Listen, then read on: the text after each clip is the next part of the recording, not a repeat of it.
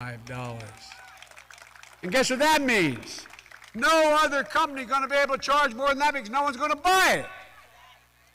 For everyone else with diabetes, that's going to help 500,000 folks in Alabama today are on this.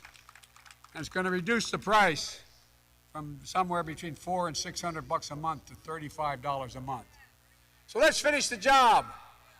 Lower the price for everyone, including the 200,000 children with type 1 diabetes across this country.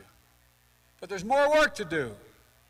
We'll protect Social Security and Medicare, and we'll protect, by the way, did you see that State of the Union address? I said, it means all you guys are against cutting Medicare and Social Security. Oh, yeah. Well, in my religion, we go, bless me, Father. That's a wonderful thing. Look, Medicaid is critically important to people that are having trouble making it. And the Affordable Care Act, we increased the available money by $800 for those folks. We're going to make sure we protect those too to make sure they get the care they need. Look, we need to reward work, not just wealth, because the idea, we used to have about 670 billionaires in America. Now we have about 1,000. You realize they pay a lower tax rate than your police officers or the people driving that ambulance? They pay a lower tax rate than hard-working folks. I think you should be able to make $1 trillion. Just pay your fair share, Jack. No, I mean it. And by the way, we'll also cut the deficit when we have them begin to pay their fair share. Look, with Terry's leadership, let's make sure working parents in Selma and across the country have a living wage. There should be sick days available, paid family and medical leave. We're the only country in the nation in the world that doesn't have it. Affordable child care and elder care. It saves money. Let's restore the full child tax credit.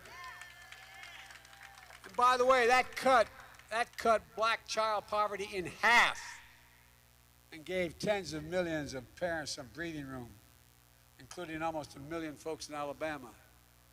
I was telling the mayor on the way over, my dad is a hard-working guy, a real gentleman, a decent man. He never got a college degree. He never got to go to college. It was a great regret he had. But you know what he used to say for real? I'm sorry I always quote my dad, but it's worth saying. He'd say, Joey, remember, a job is about a lot more than a paycheck. It's about your decency. It's about respect. It's about being able to look your kid in the eye and say, honey, it's going to be okay. It's so easy to make that happen without any fundamental changes. But they're not letting us up to now.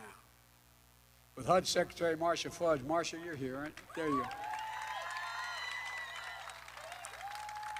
She's my Secretary of Housing and Urban Affairs. Look, she's leading the way on housing discrimination and affordable quality housing. My message to you is this. We see you. We're fighting to make sure no one's left behind. This is a time of choosing, and we need everybody engaged. We know history does not look kindly on those who deny the march across the bridge to redeem the soul of America. Let me close with this. In many of your faith traditions, Sunday is the Sabbath, the day of rest. But on that Sunday morning of March 7th, 1965, Amelia Boynton Robinson and 600 of her fellow children of God chose different pews. On this bridge of her beloved Selma, they were called to the altar of democracy. Unsure of their fate, but certain of the cause was righteous. So she would go on to say, quote, you can never know where you're going unless you know where you've been. We know where we have been. My fellow Americans, on this Sunday of our time, we know where we've been, and we know, more importantly, where we have to go.